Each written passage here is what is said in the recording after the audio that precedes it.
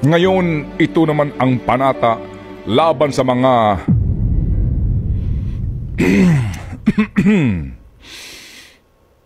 nambubudol sa Pilipino. Bilang Pilipino, magiging mapagbantay ako sa ginagawang pagnanakaw ng mga taong gobyerno sa bagong Pilipinas. Bilang Pilipino, isisiwalat ko ng buong tapang at may dangal ang katiwalian at pagmamalabis ng mga taong nagpapanggap na mga lingkod bayan.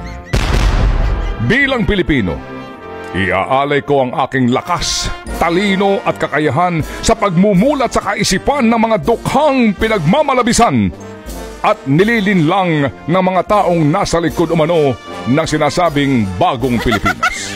Bilang mga Pilipino, magkaisa tayo sa paggising sa lahat ng mga nabudol at bilang mga Pilipino na nagmamalasakit sa kalagayan ng mga nagdarahop na mga maralita nating kababayan, sabay-sabay tayong sisigaw na may buong tapang sa mga kabulastugan ng mga opisyal ng bayan.